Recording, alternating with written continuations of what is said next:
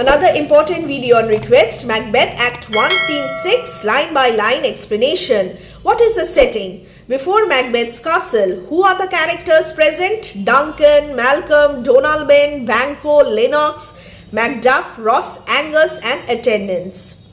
Hautboys and torches. The pronunciation is hautboy. This is a wooden double reed musical instrument like a flute with a very high pitch. Duncan is happy, he is very pleased to come to Macbeth's castle and he feels that this castle, Macbeth's castle, hath a pleasant seat position or site. The castle has a very pleasant situation. Why? The air nimbly and sweetly recommends itself unto our gentle senses. The fresh and sweet air of this place is very soothing to our senses. Nimbly, briskly, by blowing fresh and keen and sweetly with its delicate fragrance. What is the meaning of gentle? Rendered gentle, that is soothed by the air, by the fresh air.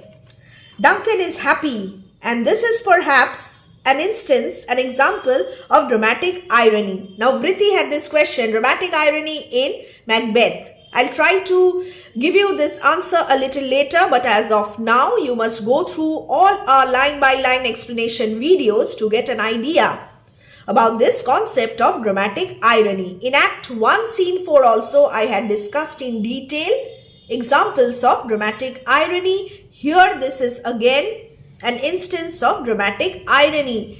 Duncan is completely unaware of the fact that Macbeth and Lady Macbeth are plotting against him. His life is in danger. He is just enjoying himself. The audience know this, but Duncan is unaware. Banquo, this guest of summer, the temple-haunting martlet, does approve by his loved masonry that the heaven's breath smells wooingly here.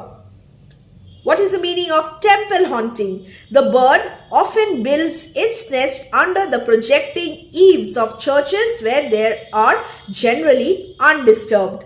Martlet, the house martin, a kind of swallow. The meaning of approve is prove or demonstrate to prove. And by his loved masonry, what is the meaning of this expression? By means of the fact that the martin loves to build his nest every year here, shows the fact that Macbeth's castle has a very pleasant seat. Loved favorite, masonry, abode, nest, shelter, used collectively, many nests. And the expression heaven's breath means air. The martin, the summer bird which loves to frequent churches, has built its nest, has built his nest here, which proves that the air here is pleasant and delightful. So Banquo is also unaware of the sinful thoughts that Macbeth is harboring. Understood? No jutty, frieze, buttress, nor coign of vantage, but this bird hath made his pendant bed and procreant cradle where they most breed and haunt. I have observed the air is delicate. So, smells wooingly here, a fragrance that coats and wins the senses. The air over Macbeth's castle has an alluring fragrance. And what is the meaning of jutty? That part of a wall or building which projects forward or leans over, same as penthouse. And then buttress, a mass of masonry or other material built up against a wall in order to resist the thrust of a roof or vault or otherwise strengthen the buildings. Coign of vantage, convenient projecting corner, and from which one can look over a wide area. Pendant, overhanging, bed, nest, where it sleeps, and procreant cradle, place where it lays its eggs and brings up the young. Delicate, soft. So there are many word meanings here. And what is the explanation of this section? There is hardly a projection or a frieze on the top of the columns, a buttress or any other advantageous corner where the bird has not built his hanging nest or is not rearing its young ones. Banco has observed that at the place most frequented by this bird or where he rears his young ones, the air is always very pleasant. So here Macbeth's castle is a very suitable place to take rest and feel rejuvenated. Both Duncan and Banco are not at all suspicious of Macbeth's intentions. They do not know anything about Macbeth's real intentions. And who welcomes them? Who welcomes King Duncan? Enter Lady Macbeth. This is significant. Lady Macbeth once again takes the initiative. Duncan, see our honored hostess. The love that follows us sometime is our trouble, which still we thank as love. Herein I teach you how you shall bid God yield us for your pains and thank us for all your trouble. Duncan greets Lady Macbeth warmly. Duncan says that here comes our noble hostess. The love which pursues us everywhere is sometimes embarrassing to us, still we are grateful for it. From this you should learn to ask God to bless us for your trouble and thank us for it. Here this is a difficult speech, and Duncan here apologizes to Lady Macbeth for thrusting himself as a guest on her and her husband. The manner in which his subjects show their love for him is sometimes a source of annoyance to him. He has nevertheless to tolerate this annoyance as it is caused by love. Similarly, Lady Macbeth should bear the trouble he causes. King Duncan causes her and her husband, for it is his love which occasions all this trouble to them. Lady Macbeth, all our service in every point twice done and then done double, were poor and single business to contend against those honours deep and broad wherewith your majesty loads our house. Lady Macbeth pretends to receive Duncan warmly, graciously. This is the hypocritical speech delivered by Lady Macbeth. Now, she says, all our services, even if multiplied manyfold, would be weak and inadequate return for the numerous great honours your majesty has bestowed on our family. You have blessed us. You have showered so many rewards and gifts on our family. Whatever we will do will not be worthy of your love and affection for us. You are our king. Here Lady Macbeth pretends to be a faithful subject of King Duncan. She pretends to be very happy to receive King Duncan. She will always remain grateful to King Duncan for the honours bestowed on Lady Macbeth, Macbeth on their family, both in the past and recently, and she shall always pray for the welfare of King Duncan. The hypocrisy of Lady Macbeth. Lady Macbeth knows that they are going to assassinate, they are going to kill King Duncan, they are going to commit regicide, yet she is putting up a pretense. Appearance versus reality. Again, we have the theme of appearance versus reality. For those of old and the late dignifies heaped up to them, we rest your hermits. Where's the Thane of Cawdor?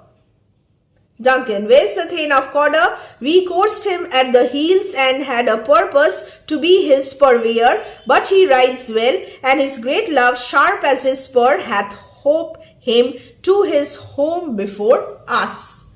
Where is the Thane of Cawdor? Where is our beloved Macbeth? We followed him close at his heels. So, we were behind him and intended to be ahead of him, but he is a fast rider. he rides well, and his great love, in this case his love has acted like a spur and enabled him to reach home before us. Fair and noble hostess, we are your guests for the night. Fair and noble hostess, we are your guests tonight. Lady Macbeth, your servants ever, we are grateful to you, we are your faithful subjects. Your servants all keep their servants, themselves and their property in trust for you, and so do we. We are always ready to give you an account of it whenever you like it. Whatever we do for you, we only return to you what is really yours. Again, hypocrisy of Lady Macbeth. Your servants ever have theirs, themselves, and what is theirs incompt to make their audit at your highness's pleasure, still to return your own. Make their audit, submit a full statement of accounts. The metaphor is from a landlord asking for accounts from his steward. So whenever your majesty pleases, we are at your service, still to return your own.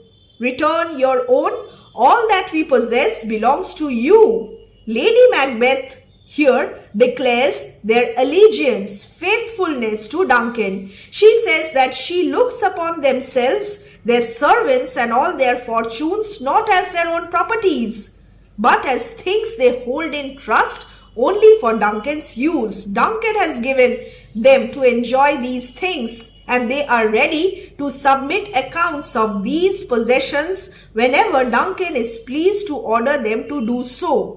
In thus rendering an account, they shall be merely returning to Duncan what really belongs to him. She pretends to be so faithful, so loyal. Duncan, give me your hand, conduct me to mine host.